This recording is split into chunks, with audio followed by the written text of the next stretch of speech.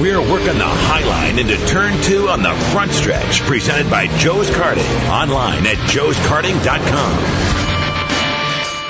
Keeping her high and tight here on the front stretch. I am Dan Taylor and my good buddy, Buddy Arie, on the phone lines to get us all set for the B-Mod Explosion coming up tonight. But before we do that, Turn 2 brought to you by Kaziski Auto Parts and I-80 Speedway.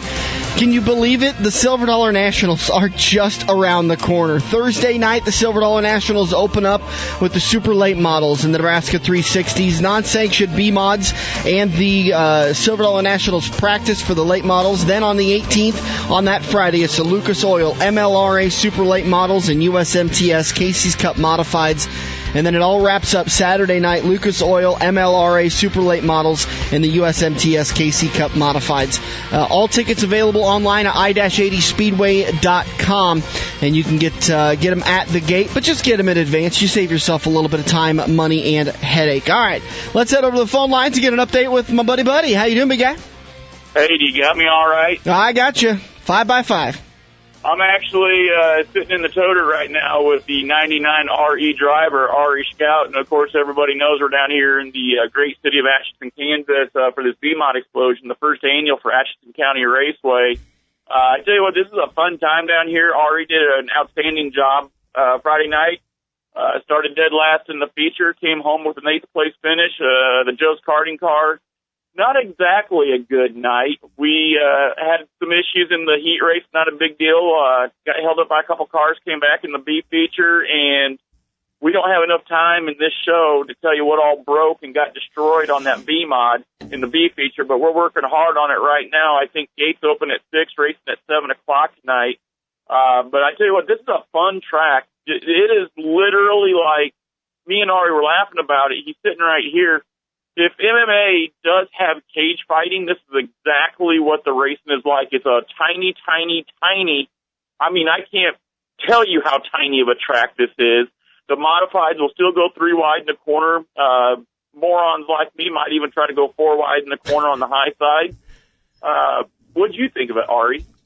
It's a lot smaller than what I would have thought it would be. I mean, if you could take a hamster wheel and run a modified in that's what we're in right now. But, I mean, in your opinion, do you think this is actually kind of a fun track? Yeah, it's a little more challenging than some of the other tracks I've been to, but it's still kind of fun. What was your best moment? I mean, what did you like about Atchison County? Mostly, I like how much it's banked, because I don't know, I like it being more banked than anything. Yeah, if you've ever been to Eagle Raceway, this is the best way I could describe it. Nara and I were talking was if you were to take Eagle and make it literally, Dan, and you've been to Eagle, if you were to make Atchison County, it's about 1/3 the size of Eagle. Jeez. So imagine 3 Atchisons inside Eagle Raceway. I am not kidding. Is there an infield, or do you guys park on the outside because it's so small? Well, to give you an idea, you've seen the figure 8 at Crawford County Speedway on the front stretch right there. Yeah. The figure 8 track is the infield. That's how small it is. Do you ever stop turning, or is it all setting up for the next corner? Well, Arie, what'd you do? I never stopped turning. I mean, you're literally pretty much, as soon as you get in the middle of the straightaway, I mean, the straightaway can't be much more than 50 foot long. When you hit the flag stand, you're automatically setting the car to go into turn 1. What do you think, Arie? I straightened out, but not for a long distance. It was just a little straighten out, and then I turn it again. I tell you what's interesting about Are Schouten. You know, he's a young kid. I told him Friday night, you know, you're in the A feature, kind of hold back. He held back, and, you know, you and I have gone, you know, to battle over words with this subject. I told him to hold back, be patient, stay calm, and good things will come, whereas me, I like to get up on the wheel and get up on the bars and try to, you know, go to the front real quick. Well, Arie stayed back, and I think he started 16th or 17th, and he came home finishing 8th. I mean, that's what a good driver does. They tend to let the race come to them instead of them, you know, at times being like me where I try to go get the race, you know, the first 2 or 3 laps. Arie was patient, he was good, he was methodical, and he came home with the top 10 at a track he's never been to. Not only that, but wow, we have a lot of fans down here. Good. Yeah. Phil, he was a great guy. The staff was really good. And the one thing I noticed about the racers, we have a lot of good racers up there at Crawford County Speedway, Eagle Raceway, Iowa Speedway. But right away afterwards, we had a bunch of people that Arie and I, we didn't even know their name. And they came up to Arie and I, were like, well, we're an hour west of Atchison. If you guys want to bring the toter over, we can fix the cars, scale the cars, do whatever. You can go watch us run at Mayetta. Unfortunately, because of the severe injury to the dirt works, to the Joe's karting car, we didn't have time to go racing yesterday. We worked on it all day from about 9 o'clock in the morning till 6 o'clock at night, and then we're back at it about 6:30 this morning. You heard right, Dan. I was up at 6:30. Well, yeah, no, I know you've been up at 6:30. You're just a pain in the butt at that early. Well, when Arie's dad Gus started moving the toter, and I was like, well, there's a 40,000-pound alarm clock. I guess it's time to get up and work on cars. But we're really excited to get back to Atchison County tonight. It's going to be a late night. I don't know if we'll be home tonight or if we're going to be home first thing in the morning, but, man, we're really excited to go. It's a neat track. If you really want to see, Phil, the promoter, could not have worded it any better. If you want to see a cage fight, you come down here. It is fast. It's not slow. They get up on the wheel. All the classes do this, the hobby stocks, the stock cars. It is a fast little track, but it's going to be the smallest track you've probably ever seen. You would agree with that, wouldn't you, Arie? Yeah, it's tiny. Arie's over here kind of speechless. Yeah, I know, and it's early too. It's tough to think this early. What about all the drivers that are down there? How many cars are you expecting for tonight? I think I'm seeing.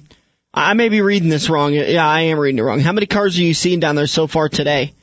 Well, I know Friday night, Arie and I were both in the B feature, and that's the first time that they ever had a B feature for the B mods down there. It was the highest car count ever.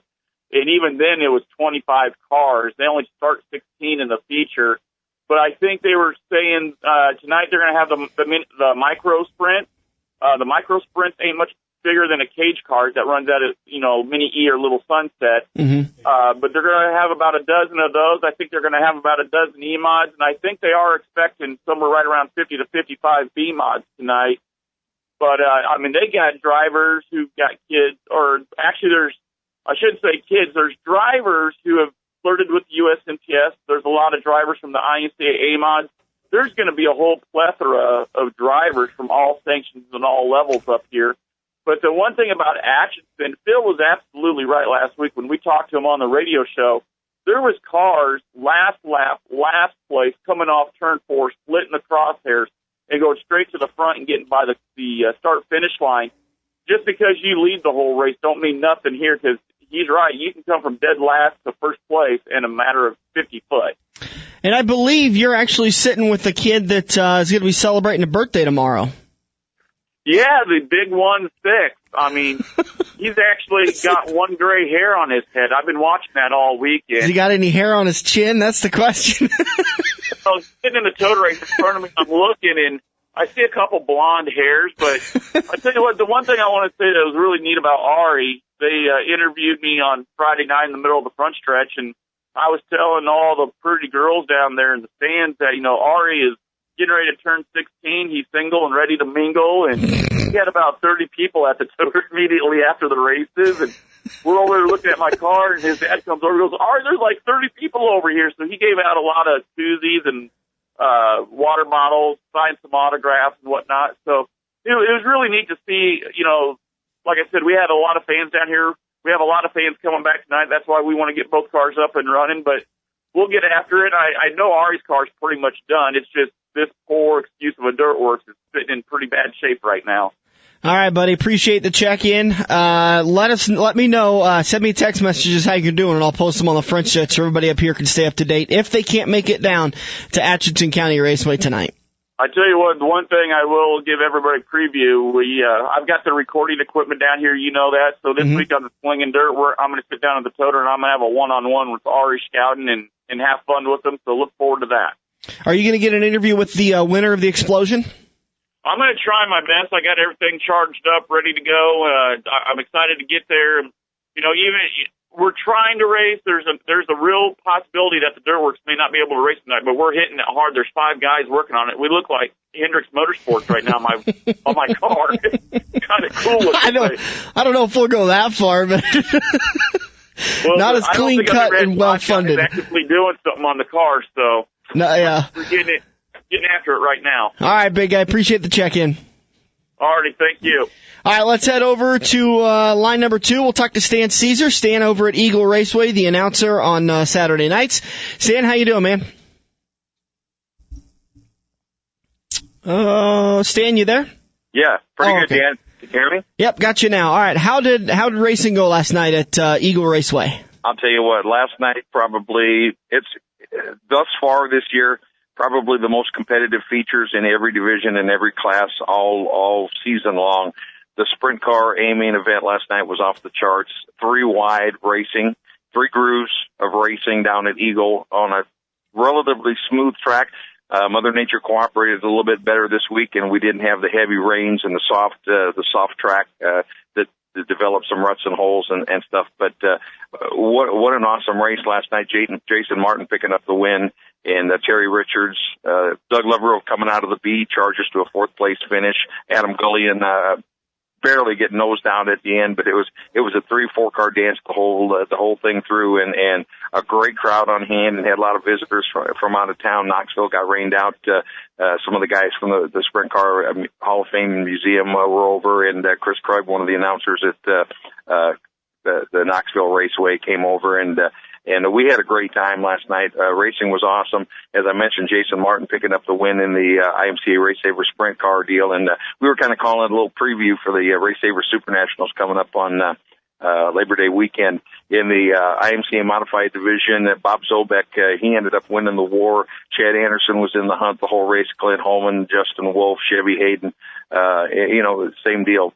3-4 cars battling for the lead, almost the whole 20 laps.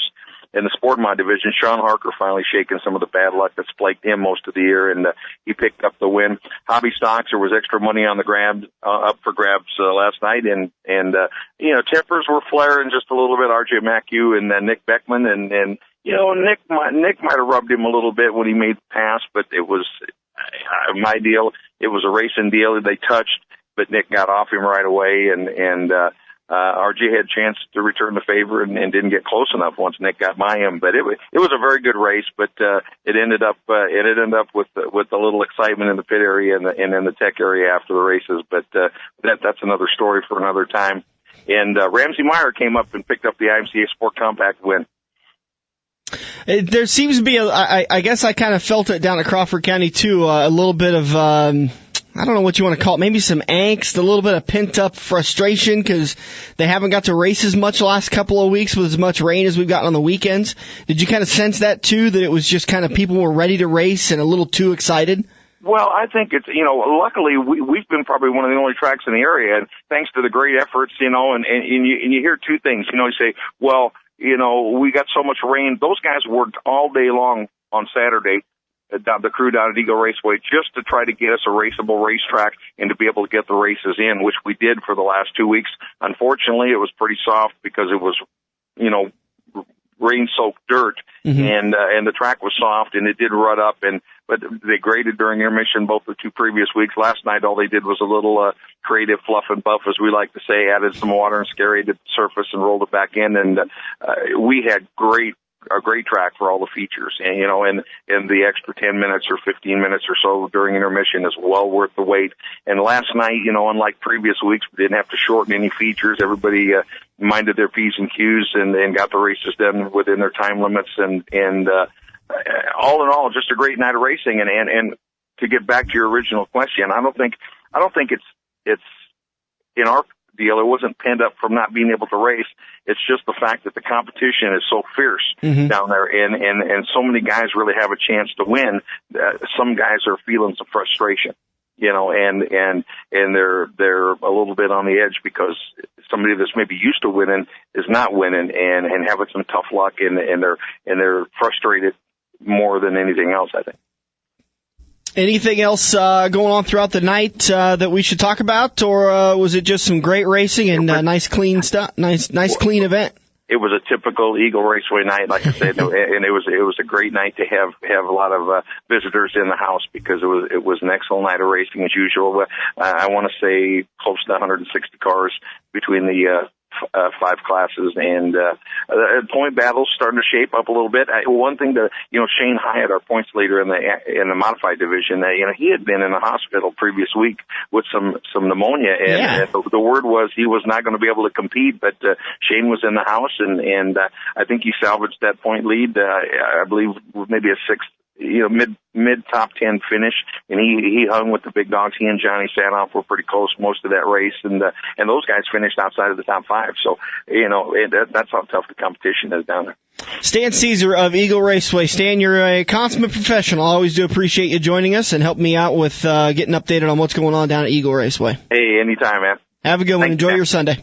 You too. Thank you. All right, we're going to take a quick break. We're going to come back and talk with Josef Newgarden. Yeah, you've never heard of him, but you will now that we'll talk to him. And then next weekend, on Saturday night, he'll be turning laps at Iowa Speedway for the Indy Corn the Iowa Corn Indy 300 at Iowa Speedway. We'll be back here on the front stretch on AM 590, Omaha's ESPN Radio.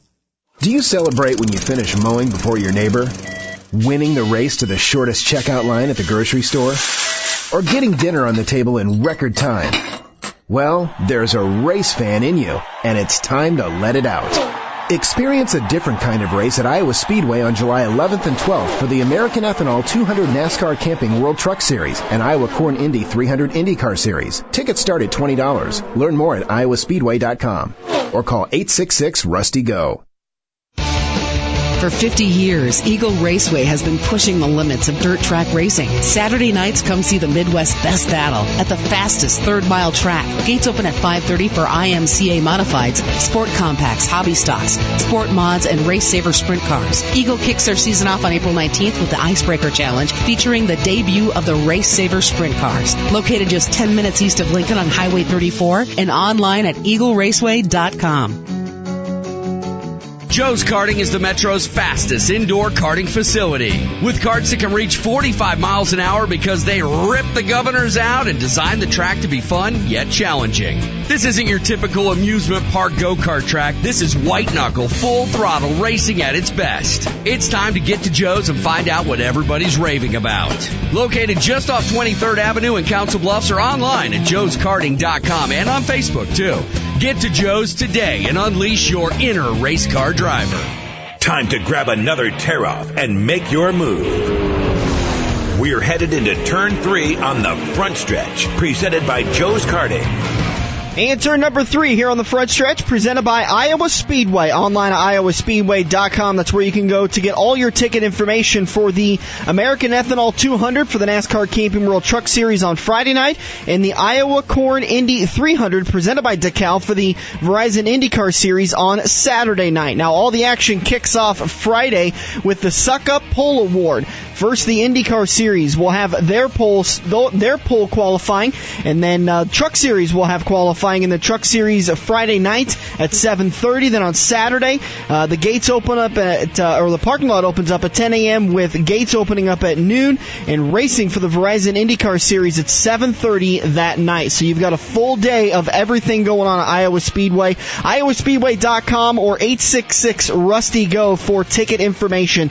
Your next weekend at our favorite little track just down the road in Newton, Iowa kicks off this Friday night. So make sure you get over there to our favorite little track. To get you prepped for this weekend's coming action, especially for the Iowa Corn Indy 300 presented by DeKalb, the Verizon Wireless IndyCar Series. We're talking with driver the number 67 car for Sarah Fisher Hartman Racing. It's Josef Newgarden. Josef, thanks so much for joining us. Hey, appreciate it. Good to be on the show, man.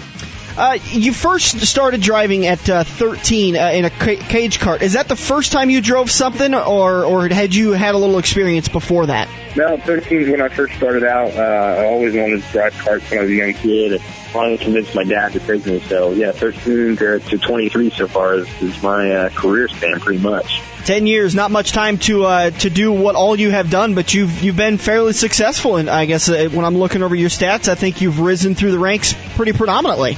Yeah, we had a great run. We've done a lot of great things, and had a lot of fortunate positions to be put in, and a lot of help from a lot of different people. And was able to travel over to Europe and got a scholarship to race over there at some famous tracks that young junior drivers race on and race in famous races. And then came back to America and got to run in Indy Lights, which is the feeder series IndyCar, and then got catapulted into the IndyCar series and have been doing that for the last 2.5 years.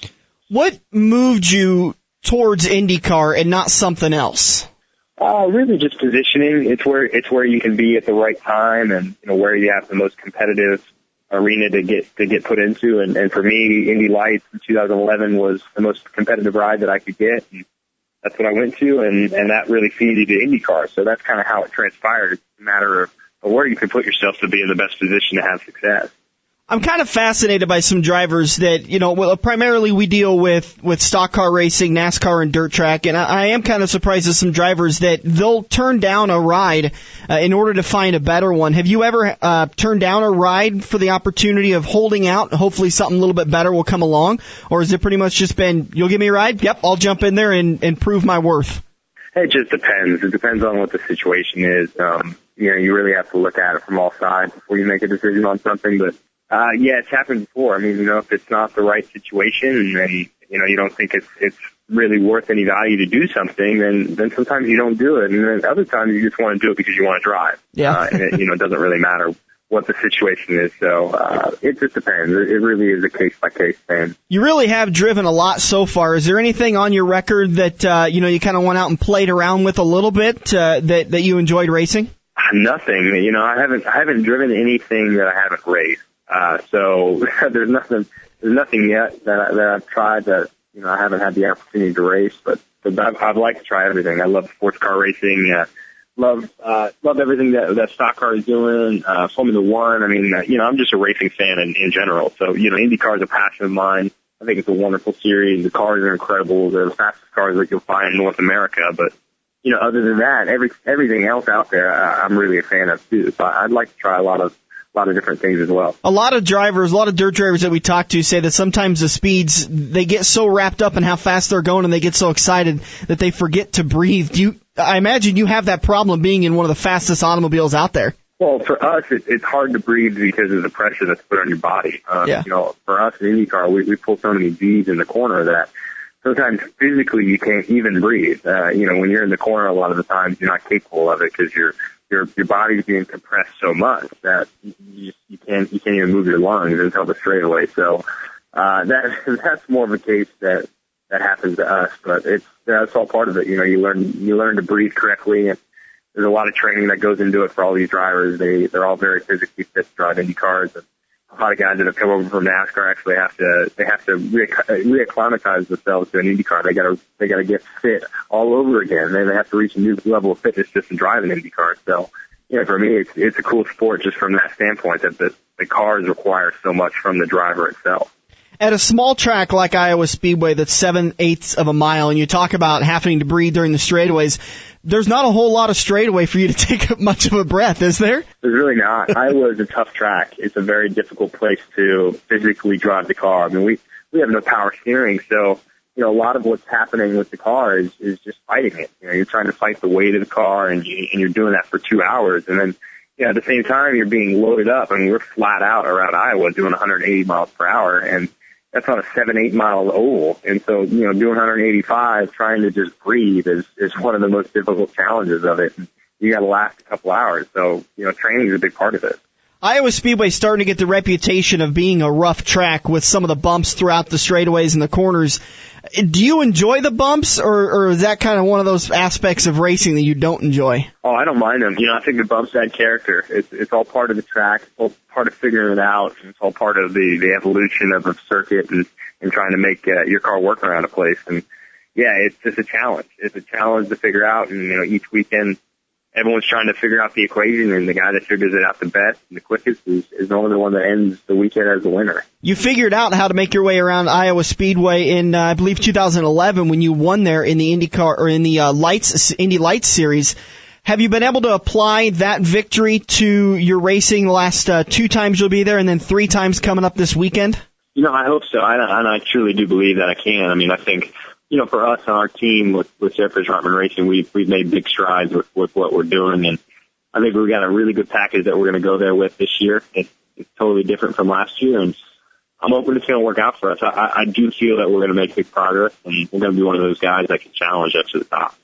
We're talking with Josef Newgarden of the number 67 Sarah Fisher Hartman Racing Machine. Just 23 years old. Do you have a tough time reminding yourself that, hang on now, I'm 23, I don't have to conquer it all at once? Yeah, it is. It's a challenge because, when you come from junior ranks where you have a lot of success, and you get into more of the pro level, not everything goes as it should all the time. There's a lot of challenges that you have to deal with. There's a lot of hurdles. There's a lot of things that just aren't in your control. And, a lot of it's catching the brakes. I mean, everyone's good at this level. All the teams are good. All the drivers are good. So really the people that get everything lined up just a little bit better than the rest and catch the right brakes and, seem to get everything lined up during the weekend, that's where the recipe comes together and you have success. And, it's hard to do consistently at this level. It just doesn't happen every single weekend. So, you got to try and work that equation and try and figure out what you got to do to become more consistent. And a lot of guys have been doing it for a long time and have figured it out.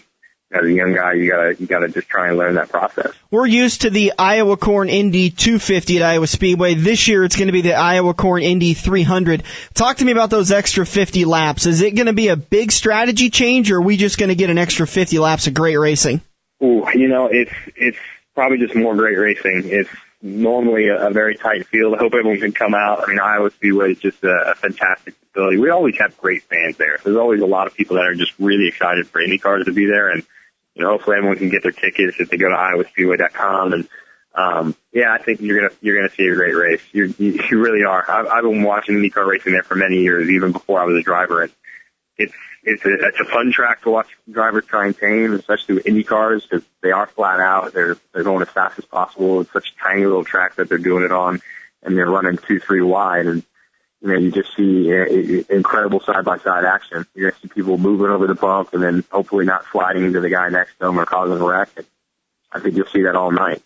Ryan Hunter-Reay brought up the point last weekend when we talked to him that this is one track that is definitely a two-groove track. Do you agree?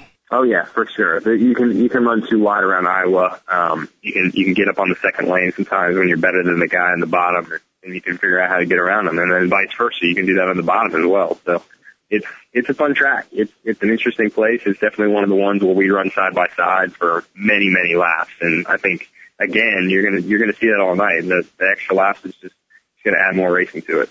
We're talking with Josef Newgarden, driver of the number 76 Sarah Fisher Hartman Racing Machine.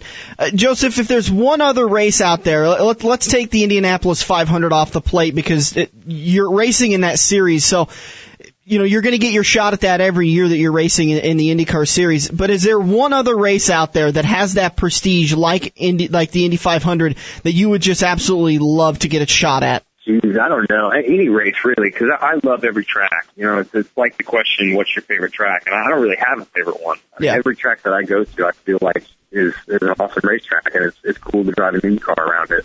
So that could be anywhere. I mean, I love Pocono, I love Iowa, I love Long Beach, I love St. Petersburg, I love Houston. They're all great tracks. Whenever you get everything put together to win the IndyCar race, it's a big achievement because it's not easy to do. A lot of people try and do it, and not many make it happen. So, really anywhere is just it's a big victory whenever you can win it in this series. That's kind of interesting. I guess I really wasn't expecting that kind of an answer. It's a great answer, and you're absolutely right. I was just that's not an answer I've gotten, even though I've asked it about 50 different times in 50 different ways. It's true, man. It's so difficult to win in this series. You win anywhere. It's a great run. All right, Josef Newgarden, driver of the number 67, Sarah Fisher Hartman Racing Machine. You can get a preview of what Joseph's going to do this week in Pocono. They're going to be at Long Pond, Pennsylvania for the Pocono IndyCar 500, and then they're packing up and heading our little way down to Newton, Iowa for the IndyCar. The Iowa Corn Indy 300. Josef, we appreciate your time, man. All right, thanks for having me. So once again, Josef Newgarden, driving the number 76 Sarah Fisher Hartman Racing Machine, just 23 years old, going to be heading after he finishes up today at Pocono, he's going to be heading over to Iowa Speedway for the Iowa Corn Indy 300 presented by DeKalb. The IndyCar Series is headed to Iowa under the lights, 7:30, iowaspeedway.com or 866-RUSTY-GO for all your ticket information or just to get your tickets. Quit talking about it. Quit thinking about it. Get it done. Talking about getting it done. We will wrap the show up up in turn number 4, just around the corner. This is the front stretch, presented by Joe's Karting on AM 590, Omaha's ESPN Radio. Joe's Karting is the Metro's fastest indoor karting facility, with karts that can reach 45 miles an hour because they rip the governors out and design the track to be fun yet challenging. This isn't your typical amusement park go-kart track. This is white-knuckle, full-throttle racing at its best. It's time to get to Joe's and find out what everybody's raving about. Located just off 23rd Avenue in Council Bluffs, or online at joeskarting.com and on Facebook, too. Get to Joe's today and unleash your inner race car driver. Do you celebrate when you finish mowing before your neighbor? Winning the race to the shortest checkout line at the grocery store? Or getting dinner on the table in record time? Well, there's a race fan in you, and it's time to let it out. Experience a different kind of race at Iowa Speedway on July 11th and 12th for the American Ethanol 200 NASCAR Camping World Truck Series and Iowa Corn Indy 300 IndyCar Series. Tickets start at $20. Learn more at iowaspeedway.com or call 866-RUSTY-GO. If you love wings, if you love rings, and all kinds of other tempting things, great times, great food, get to Quaker Steak and Lube. Quaker Steak and Lube is heating up the menu with bold new sauces and fresh new flavors. Try the Southwest Fajita Salad, Steak on Steak Burger, or What the Fudge Bar Jar Sundae. Great times, great food, get to Quaker Steak and Lube. Get ready for the victory lap as we make our way into turn 4 on the front stretch. Presented by Joe's Karting. Online at joeskarting.com. Just about ready to wrap this baby up. Turn 4 brought to you by Quaker Steak and Lube in Council Bluffs. Online at thelube.com, or you can find them on Facebook. Quaker Steak and Symbol Lube, Council Bluffs, Iowa. They open up at 11 a.m. today, so you're going to miss a little bit of the Daytona action down at Daytona because of the because we started at about an hour was when green flag is scheduled to start for the makeup for last night's race. And so far, weather looks good for the Coke Zero 400. As long as they're able to get the race in before about 1 or 2 o'clock, they'll be just fine, which they can get to halfway point at that time and the race can be completed. But that's the way it looks so far. You can, however, get down to Quaker Steak and Lube and watch Josef Newgarden in the 67 car race at Pocono today. 4 hours away from green flag for that one, and the coverage is on NBC Sports Network. Continuing to give away tickets to Iowa Speedway for this coming weekend, July 11th and 12th, for the IndyCar Series and the Camping World Truck Series. Let's head over to the phone lines. And Tim from Columbus is on the phone. Tim, how you doing this morning? I'm doing good. How are you? I'm doing terrific. Tim, do you want to do car number game? You want to do nickname game or the trivia game? Well, the car number game hasn't been too good to everybody, so let's try the trivia game. All right, you're going to try the trivia. You're the first one to try the trivia game. Do you want to go dirt or do you want to go NASCAR? Let's go dirt. You want to go dirt? I'm going to try to make this as easy as possible for you because I want you to win. Who won the 2013 Silver Dollar Nationals? Man, I really don't know. Buddy Ray. Well, in his mind, he won. That was Jimmy Owens, the number 20. Oh, okay. All right, let's try a different question. I want to give away some tickets today, so we're going to keep going, okay? All right. Let's see. Do you want to stay with dirt or do you want to go with NASCAR? Oh, we better go NASCAR now. Okay. All right. Of these 3 drivers, who has won 2 races? Denny Hamlin, Kyle Busch, Joey Logano. Of those 3 drivers, who was the only one of those 3 to have multiple wins, to have a second win on the season? Denny Hamlin, Kyle Busch, or Joey Logano? Hamlin. Hamlin? Yeah. Sorry, man, that's wrong. He won at Talladega. Kyle Busch has only won at Auto Club. Joey Logano is the answer to that one. Won at Richmond and at Texas. Okay. Sorry, man. I tried to give you some tickets. That's all right. Thanks. Love the show. Thank you very much, man. Have a good weekend. Let's head over to line 2 with Dirk, see if we can't give some tickets away. We're running out of shows. So, Dirk, you got to get these right, okay? I'm trying. All right, you want the numbers game, the nickname game, or the trivia? Let's go with a number game. All right, number game. Who drives the number 2 car? And we're talking just Cup Series, right? Correct. Brad Keselowski. Okay, Brad Keselowski, that's right. Who drives the number 11 car? The number 11. Denny Hamlin. All right, you got that right. And let's get a little bit harder. This is going to be tough. You ready? Okay. Who drives the number 51 car for what was Phoenix Racing? Oh, 51's Justin Allgaier. Hey, you got it. Congratulations, man. We finally got ourselves a winner. I'm going to put you on hold. We're going to continue to give more tickets away, and we're going to get your information, okay? So don't hang up. Sure. All right, hang on real quick, man. All right, Craig, Dirk won himself a pair of tickets. Here's a piece of paper to write his name down on. Looks like, let's go to line 3 with Steve. All right, Steve, you've got a chance to win a pair of tickets to Iowa Speedway coming up this weekend. You ready to go? Yep, sure. All right, Steve, number game, nickname game, or trivia game? Nickname game. Try that. All right, who is known as Old Six Time?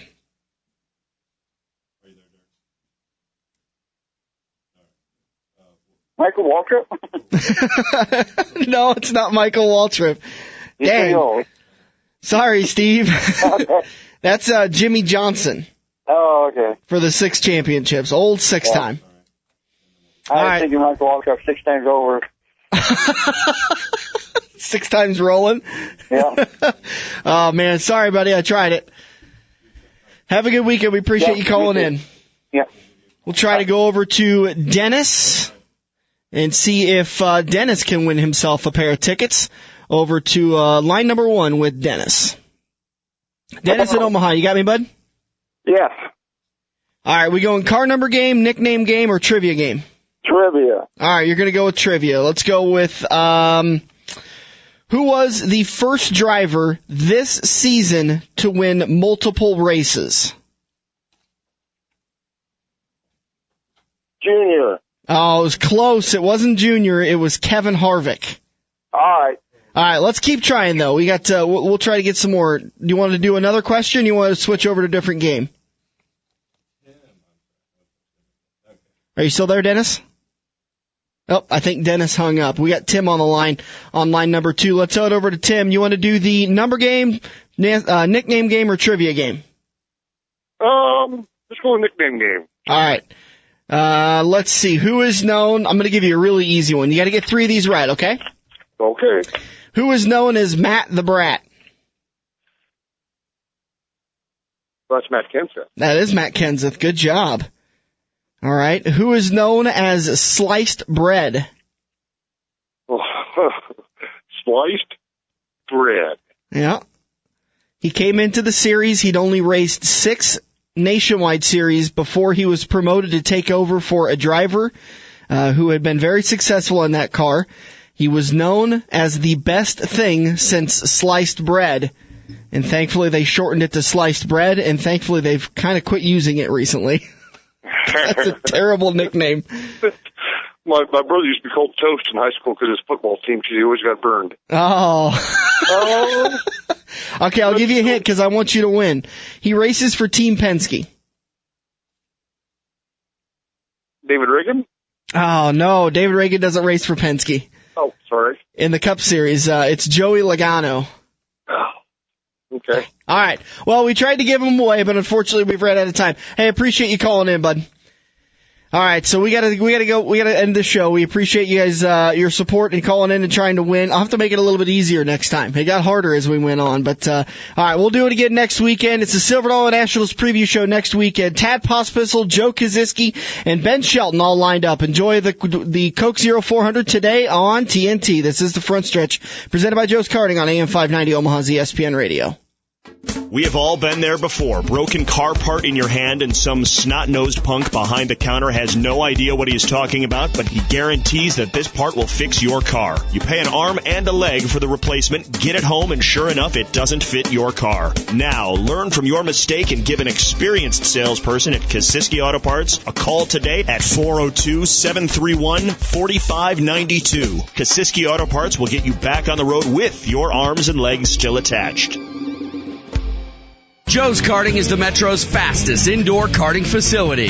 With karts that can reach 45 miles an hour because they rip the governors out and design the track to be fun, yet challenging. This isn't your typical amusement park go-kart track. This is white-knuckle, full-throttle racing at its best. It's time to get to Joe's and find out what everybody's raving about. Located just off 23rd Avenue in Council Bluffs or online at joeskarting.com and on Facebook, too. Get to Joe's today and unleash your inner race car driver.